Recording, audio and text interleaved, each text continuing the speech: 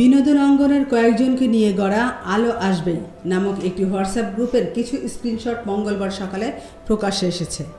যে গ্রুপের নেতৃত্বে ছিলেন সাবেক তথ্য প্রতিমন্ত্রী আরাফাত ও সংসদ সদস্য ফেরদৌস। গ্রুপটি খোলা হয়েছে বৈষম্য বিরোধী ছাত্র আন্দোলনকে দমাতে। এই গ্রুপের সদস্যরা নজর রাখতেন ছাত্র জনতার আন্দোলনের উপর। ভাইরাল হওয়া স্ক্রিনশটে দেখা যাচ্ছে ওই গ্রুপে অভিনেত্রী অরুণা বিশ্বাস, সুহানা সাবাকে, যাদের অবস্থান ছিল ছাত্রদের আন্দোলনের বিপক্ষে। শুধু তাই নয়, সেখানে যেভাবেই হোক আন্দোলন থামাতে হবে এমন মতামত দিচ্ছেন। আরেকজন শিল্পী পরামর্শ দিয়েছেন ছাত্রদের উপর গরম পানি ঢালার। সেই গ্রুপে তথ্য প্রতিমন্ত্রী আরাফাত ও সংসদ সদস্য ফেরদৌস সহ অ্যাডমিন হিসেবে ছিলেন অভিনেত্রী শামীমা তুষ্টি, নায়ক রিয়াজ ও সাজু খাদেম। তবে প্রকাশিত স্ক্রিনশট দেখে বোঝা যায় এখানে সক্রিয় ছিলেন অভিনেত্রী সুইটি, সুহানা সাবা, অরুণা বিশ্বাস সহ কয়েকজন। আমিনা ইসলাম, আজকের সংবাদ।